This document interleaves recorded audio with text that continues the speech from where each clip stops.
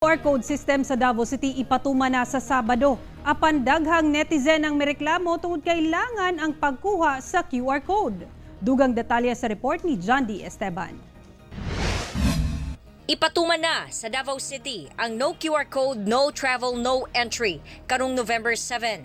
Din kinahanglan nang ipakita ang QR code kung musulod o mugawas sa tanang opisina o establishmento sa syudad.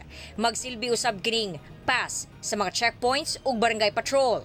Apan, usa si Jessie Magbanwa sa daghang netizen nga nagreklamo gumikan dugay sila makakuha og QR code. Diin sagad sa mga reklamo, dugay maka-access sa link ug dugay o dili mahatag ang one-time password o OTP. Every time mag-try ko dito sa QR code, magsige nang gyapon siya ka error o mag-loading o nag-all ko kay basing dili pa ko ma-approve niya mag November 7 na. So unta mas mayo ko matabangan mi ani katong mga tawo nga dili katong mga tawo na magsige ka error kung mag-register dito sa QR code.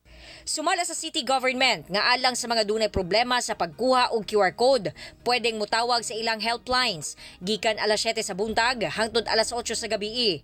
Gipasabot ni Mayor Sara Duterte nga kinahanglan ang QR code alang sa sayon og paspas nga contact tracing, labi pa nga paspas ang pagsaka sa COVID cases sa syudad. The way we used sa FM pass kaniadto mauna na siya, but karon expanded na siya because essential travel na kay dili lang man food and medicine ato ang ginagawas during an MGCQ.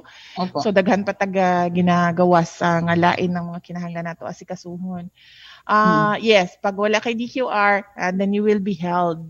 Sa mga wala pa nakakuha og QR code, iandam lang ang inyong clear photo, diin makita ang tibuok dagway nga nagatubang sa kamera.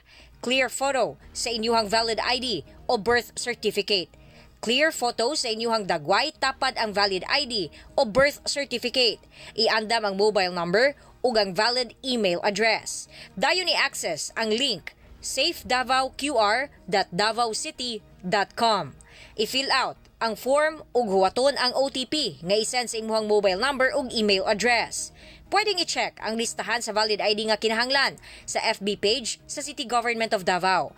Ang mga walay ID ug birth certificate pwedeng moadto sa Davao City Police Office. So, pwede silang lumapit sa pinakamalapit na police stations para ma-assist namin sila na magkaroon sila ng QR code.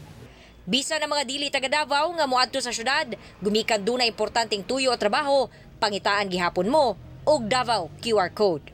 Ako si John D. Esteban para sa One Mindanao.